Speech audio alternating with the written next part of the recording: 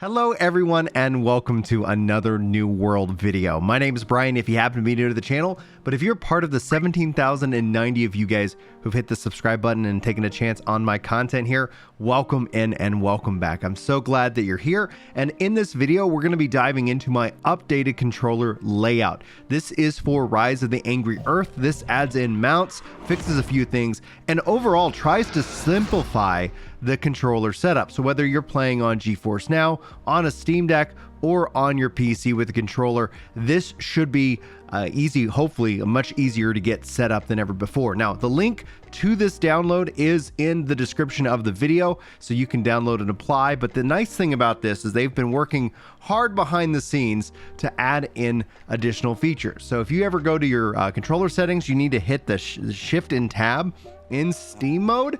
You can actually start to browse the for this. So if the link in the description doesn't necessarily work, or you're on Steam Deck so it's not necessarily easy to do, look for Ginger Prime Rise expansion setup. If you click on the tab, you can see kind of community layouts, and then overall you can find my layout from here. Now this is the old layout 2023 setup, so look for the Rise expansion setup in this case. But again, the link will be the easiest way to go about and using this. Now, if you guys ever want to make any changes to my setup, go for it and feel free to republish it. You don't actually need my permission. I just know sometimes people feel weird about it. Ultimately, just hit edit and then feel free to go and start applying all the different settings. I've covered this on the channel before in terms of detail, but maybe this would require another video in the future if you guys want to know more about Steam controller setups. The good news though that I have for you, especially if you don't want to go through this step, New World is going to be adding in official controller support here in the near future, and once that happens, we'll have a different kind of setup for controller layouts, and I'm really excited to explore the game with you when that does happen. So anyway, if you've never experienced a controller guide, now what I'm going to do is I'm going to kind of walk you through how I have everything set up, how it's working. There's a lot to unpack, and I think let's start with some of the newest features overall, and that honestly comes down to is keeping your key bindings simply mapped. The first thing I did was I hit restore defaults, which is actually unfortunately right behind this camera here, okay, I'm just moving the wrong window. Let me move my camera, and then you can see restore defaults here. So I've done the restore defaults option, which set up all my key bindings to how most likely, if you're stepping into the game, it's going to be. And the nice thing about this is I've only ended up mapping one option, which was the swap weapon to the \key. That's all you have to do. Before, there was a couple other steps you had to do. Now everything is default. So no matter where you're playing from, using the defaults that this game has, you should be able to really just pop right into this controller setup. But you will want to map the / to swap weapon, as you see here on the screen, because that's going to be an important thing to use. But anyway, let's go ahead and show you guys what this means. If you want to jump, you press the A button. Makes sense. If you want to set up camp, which I'm actually in a settlement, it's not going to let me, you hold the A button and then you can go into camp setup mode. If you want to mount, just double tap the A button and you're going to summon your mount. And you can do the same thing here with an easy double tap, again, to dismount. So mounting and dismounting is now bound to the A key. Pressing the Y key will bring out your weapon. Pressing Y again will put it back away. If you hold down the Y, you will swap your weapon, and that is essentially whether you have the weapon out or not. That is going to be how you keep swapping it. That's how it is and has been before. If you want to go ahead and interact with various things, you can always just press the X key, and this is going to bring up the main menu, and then your right stick will act as your mouse cursor. Here's the beautiful thing. If you ever find yourself stuck in a specific like kind of state, one of the things that the Steam setup doesn't do a good job of is it doesn't know the state that the game is in. So let's say you hit start, you pull up your menu, and for some reason it thinks you're still in menu, but maybe you hit the escape key on your keyboard. The game still is going to think I'm in the main menu right now, and that's not going to be necessarily for the best. You can always hold down the B key to do a hard reset and a hard exit of the system, and always guaranteeing putting you back into that kind of main window perspective. But that's how you interact. Now, there's sometimes where you do a secondary interact, and that's going to be the T key, or AKA double tap the X button to be able to do a secondary interact depending on what is needed at the time. If you press B, Double press B, you're actually going to go into a crouch mode. If you hold B, you're going to go into that prone mode. You can also, again, hold it to get back up, or you can just jump out of that as well. The nice thing, though, is that, again, you continue to hold it for much longer, and that's going to kind of do that guaranteed reset. Let's say you want to go ahead and adjust the camera from the main. You want to hold down the start button, and then you can use the left stick to zoom in and zoom out on your character. So this is just a nice, easy way to kind of get the right perspective that you want to take. And then if you want to use any of your consumables, up, right, left, and down are all going to use your items. So up is going to be your 3 key, right's going to be 4, down's going to be 5, and left is going to be 6. If you're doing some healing, you want to target yourself, you can always hold down the left bumper to do a self-targeting heal.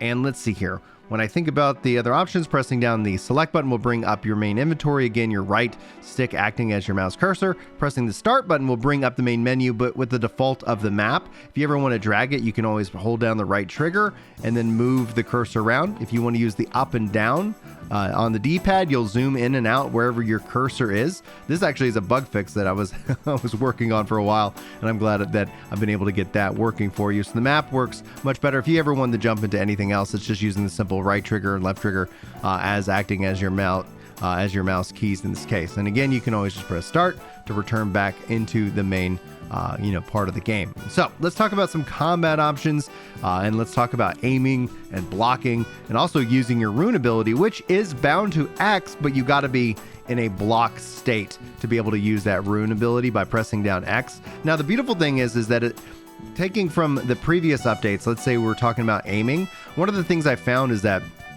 using your abilities, which I have bound to the left and right bumpers, was always difficult. So if I ever wanted to use my abilities as a, when I'm aiming, I've mapped all these to the Y key as well, just as a special way to go about and play it. Now, since I haven't seen any enemies kind of pop up to attack, let me just go ahead and demonstrate this here on this wall itself. So if I hold down the left trigger, I am now in aiming mode. I can still move and strafe and aim up and down. And what you can do is you can press Y to be able to use your first ability. You can double tap the Y button to use your second ability, and then you can also hold down the Y button to use your third ability, which just makes it easier as somebody who is playing with this specific type of weapon. Now, the same thing goes if we swap over to our melee. What you can do is you can obviously attack with your right. You can hold down the right trigger to do a heavy attack.